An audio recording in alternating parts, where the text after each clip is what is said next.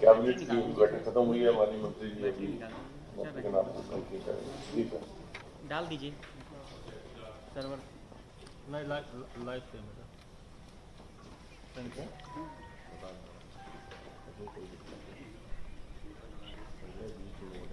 एक मिनट के लिए हेलो बैटिंग डाल दीजिए। माननीय मुख्यमंत्री जी की हेलो अध्यक्षता में मंत्रिमंडल परिषद के द्वारा ये कॉन्फ्रेंस है कैबिनेट की।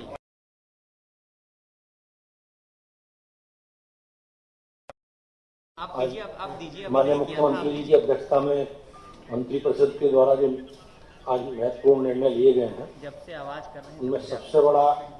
एक बड़ा काम ग्रामीण क्षेत्रों में जो सुविधा उपलब्ध कराने वाले ग्रामीण सचिवालयों में सुदृढ़ीकरण के लिए उनके माध्यम से गांव में सुविधाएं सेवाएं देने के संबंध में है। मंत्रिपरिषद ने निर्णय लिया है कि जो ग्रामीण क्षेत्रों में सचिवालय बने हैं, बहुउद्देशीय पंचायत भवन, उनके सुदृढ़ीकरण एवं उनके माध्यम से दी जाने वाली सेवाओं के संबंध में जो प्रस्ताव प्रस्तुत किया गया, इसके अंतर्गत सेंटर फॉर ई गवर्नेंस सूचना प्रौद्योगिकी एवं इलेक्ट्रॉनिक विभाग के द्वारा चयनित जिला सेवा प्रदाता के माध्यम से ग्राम पंचायतों में कार्यरत पंचायत सहायक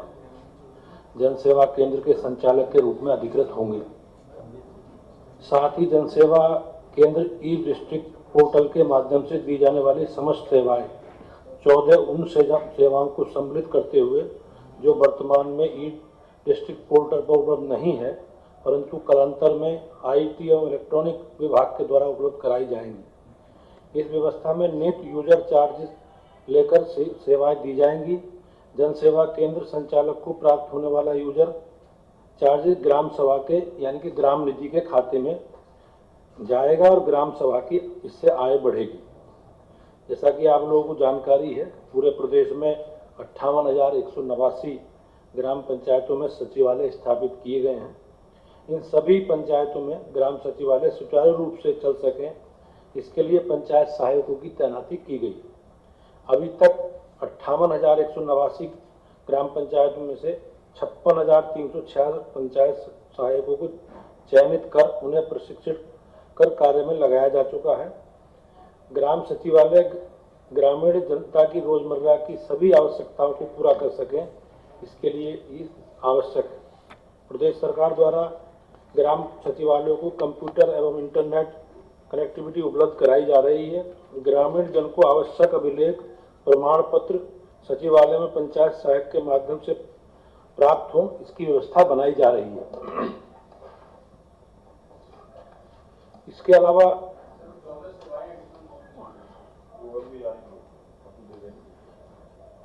अलावा दूसरा हमारे विभाग का प्रस्ताव था,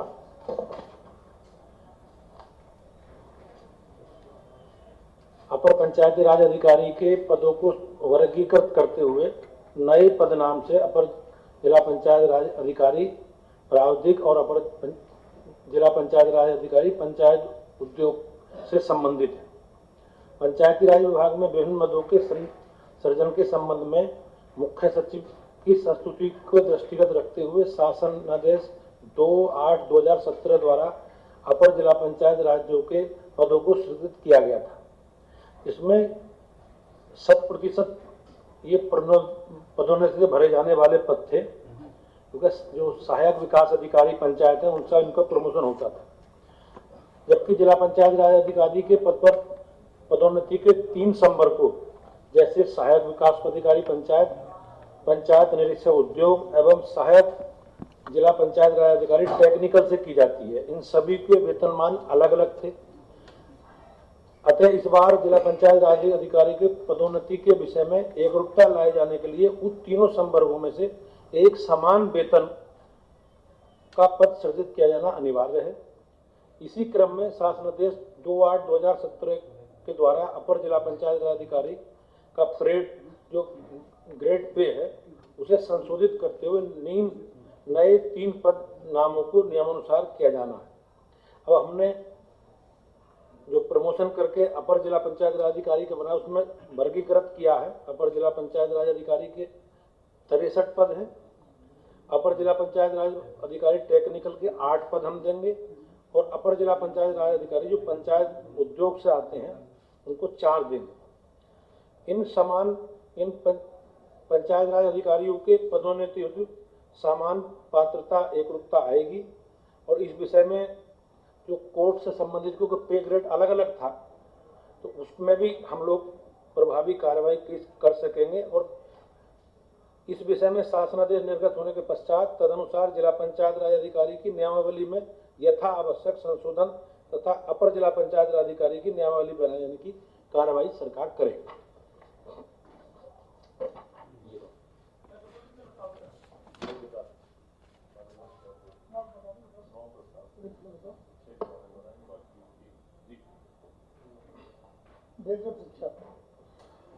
बेसिक शिक्षा विभाग में डीबीटी के माध्यम से जो धनराशि बच्चों तक पहुंचाई जाती है, इस वर्ष हम सब लोग जो 1100 रुपए की धनराशि पिछले वर्ष तक दी जाती थी उसमें 100 रुपए की वृद्धि करके 1200 रुपए की धनराशि इस वर्ष बच्चों के खाते तक पहुंचाने का प्रस्ताव रखा गया था, जिसके अंतर्गत बच्चों को uniform, 2 uniform, 1 sweater, 1 school bag, 1 जूता, 1 पेयर जूते और 2 जोड़ी मोजे, स्टेशनरी के अंतर्गत जो बढ़ाया गया है इस बार 4 कॉपियां, 2 पेंसिल, 2 पेन, 2 कटर और 2 रबड़ की व्यवस्था बेसिक शिक्षा विभाग के अंतर्गत बनाई गई और इस वर्ष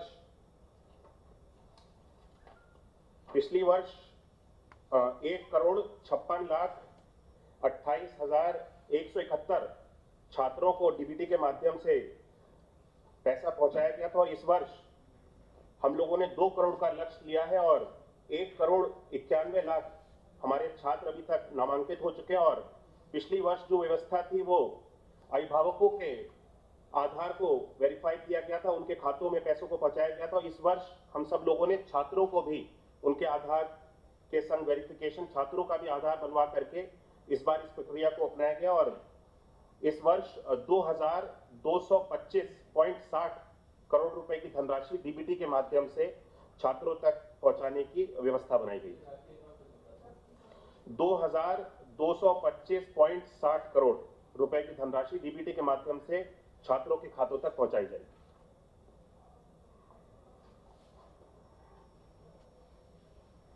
ये जैसा कि आप सब जानते हैं, हम लोग जैसा कि आप हमारे सबके संज्ञान में हैं कि हम लोग पूरे देश में आज़ादी का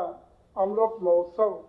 कार्यक्रम बहुत ही धूमधाम से व्यापक तरीके से मनाने का काम कर रहे हैं। उत्तर प्रदेश में लगभग 4.5 करोड़ झंडों का हर घर तिरंगा कार्यक्रम के अंतर्गत फहराने का लक्ष्य हम लोगों ने तय किया है। उसमें से माननीय मंत्रि परिषद ने आज आज़ादी का अमृत महोत्सव के अंतर्गत हर घर तिरंगा कार्यक्रम के लिए 2 करोड़ झंडा MSME के माध्यम से क्रय किए जाने के लिए धनराशि की व्यवस्था के विषयक पंचायती राज विभाग और नगर विकास विभाग से प्रस्ताव का अनुमोदन करने का काम किया है। पंचायती राज विभाग के तहत आज़ादी के इस अमृत महोत्सव के अंतर्गत MSME विभाग द्वारा किए जा रहे 2 करोड़ राष्ट्रीय ध्वजों में से 75% अर्थात 1.5 करोड़ राष्ट्रीय ध्वजों का भुगतान पंचायती राज विभाग द्वारा राज्य वित्त आयोग के अनुदान से किए जाने का प्रस्ताव है। प्रति राष्ट्रीय ध्वज की लागत 20 रुपया मानते हुए इस खरीद के लिए 30 करोड़ रुपए की आवश्यकता होगी। वित्त विभाग द्वारा जुलाई माह में प्राप्त होने वाली 600 करोड़ कुल राशि का 600 करोड़ रुपए के अनुमानित राशि, इसमें से 30 करोड़ रुपए प्रस्तावित कार्य के लिए पंचायती राज निदेशालय स्तर पर रोककर शेष धनराशि 15-15-70 के अनुपात में जिला पंचायत, क्षेत्र पंचायत और ग्राम पंचायत को अवमुक्त की जाएगी।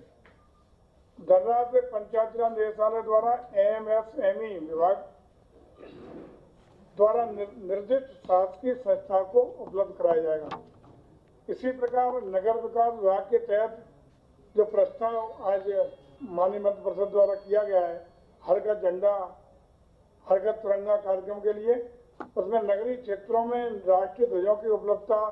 सुनिश्चित कराने के उद्देश्य से आवश्यक धनराशि की व्यवस्था नगर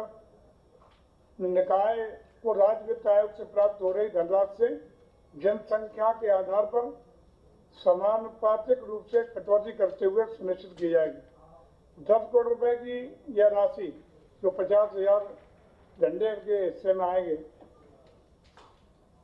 50 लाख, उसके 10 करोड़ रुपए की 20 रुपए की दर से यह धनराशि एमएसएमई विभाग को वास्तविक व्यय के आधार पर निदेशक नगरीय विकास द्वारा उपलब्ध कराई जाएगी। इस एक नामित गाइडलाइन संस्था द्वारा ध्वज तैयार करने के लिए दिए गए निर्देशों का पूर्ण रूपेण अनुपालन सुनिश्चित किया जाएगा। इस प्रकार से व्यवस्था की गई है ताकि धूमधाम के साथ उत्तर प्रदेश में 4.5 करोड़ झंडे का